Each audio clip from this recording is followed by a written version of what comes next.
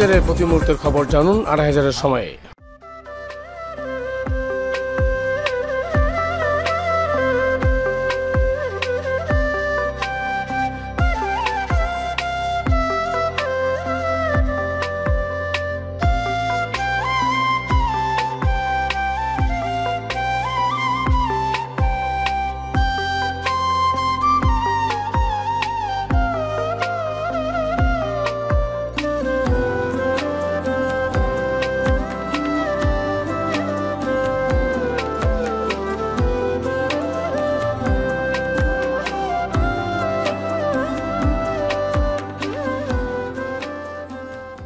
দরজায় করা নাড়ছে ঈদুল আজহা। ঈদুল আজহাকে সামনে রেখে আড়াইহাজার উপজেলার বিভিন্ন এলাকায় এমনি করে গরু মোটাতাজা করা হচ্ছে।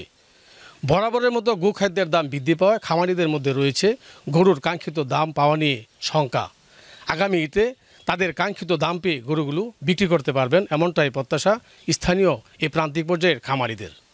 একটা নাম হলো যে সাদা কালো, যেটা ওইটার নাম হলো রাজা, আর যেটা কালা ওইটার নাম হলো বাবু। আচ্ছা, এবছর এই কুরবানির হাটে এই রাজার দাম আপনি কত চাচ্ছেন? রাজার দাম চাচ্ছি 18 লক্ষ টাকা। এটার ওজন হবে কত? এটার ওজন প্রায় 1500 কেজি। 1500 কেজি? 1500 কেজি। 1500 কেজি আপনি কিভাবে নির্ধারণ করছেন? এটা ডাক্তার যারা আছে পশু হাসপাতালে ওদের আইডিয়ার এটা আপনাকে মানে নির্ধারণ করতে প্রায় 1500 কেজি। প্রায় 1500 কেজি। বাবু রয়েছে পাশেরটি, যেটা আমরা কিছুক্ষণ আগে দেখলাম, হ্যাঁ, সেটি মানে কত চাচ্ছেন? সেটার ওজন কত? এটা হলো ওজন হলো প্রায় 1400 কেজি, আর দাম চাচ্ছে এটা 16 লক্ষ টাকা। 16 লক্ষ টাকা চাচ্ছেন। আচ্ছা, এগুলো আপনি পালছেন কত বছর, লালন পালন করছেন? 4 বছরের উপরে।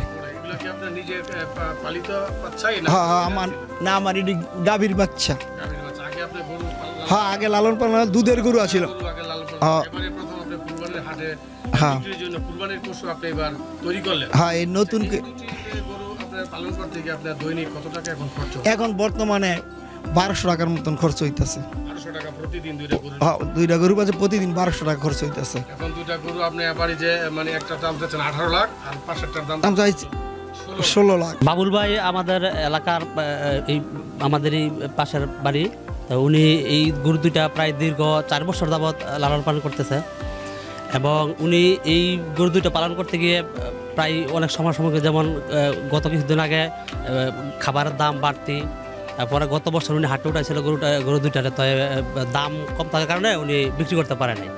তো এই বছর আমাদের আশা যে তাই উনি সঠিক দামটা পাবে গরুর, আমাদের এই প্রত্যাশা। কষ্ট করে ফালছি, নিজের সন্তানের মতনই ফালছি গরুগুলা। গেছে বছরে বিক্রি করতে পারতাম, কিন্তু বিক্রি করতে পারিনি, সমস্যা হয়ে গেছে। এইবার যাতে ভালো ন্যায্য দাম পাইয়ে বিক্রি করতে পারি, এটাই আমার আশা সবচেয়ে বড়, যাতে কষ্টের ফল পাই। অনেক দিন দেরি কষ্ট করতেছি, দীর্ঘ 4 বছর যাবৎ কষ্ট করতেছি। গরুটি কখনো ঘুম হারাম কইরা পালি, কখনো খাবার না খাইয়া, দেখা গেছে কষ্ট কইরা পালতে হইতেছে। এরা যাতে আমাদের কষ্টের ফল দিয়ে যায়, এটাই আমার সবচেয়ে বড় চাওয়া পাওয়া। গরুটি বড় হয়েছে, আমার খুব ভালোই লাগতেছে। নিজের মনের মতো কইরা বড় হয়েছে, দেখা গেছে যেমন চাইছিলাম ঠিক তেমনই বড় হয়েছে, কিন্তু অনেক কষ্টের পরে বড় হয়েছে। দেখা গেছে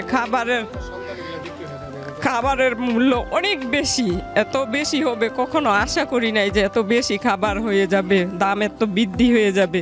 যাতে এত খাবারের দাম এত বৃদ্ধি হয়েছে, যাতে করে খাবারের দাম বৃদ্ধি, কষ্টের ফলটা যাতে আমরা পাই। এত মানে খাবার অনেক বেশি দাম হয়ে গেছে। আমাদের না, সবারই এমন হয়েছে, শুধু আমাদের নিজের না যে আমাদের একা হয়েছে, সবারই এমন হয়েছে। আমার মতো সবাই যাতে, যারা এমন লালন পালন করছে, সবাই যেন তার শ্রমটা ভালো পায়।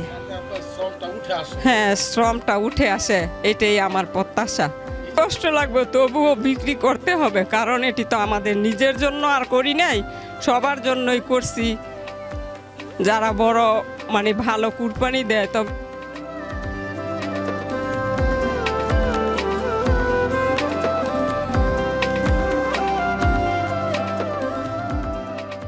প্রিয় দর্শক, ছেড়ে যেতে নাই চায় মন, তো তারপরও ছেড়ে দিতে হয়।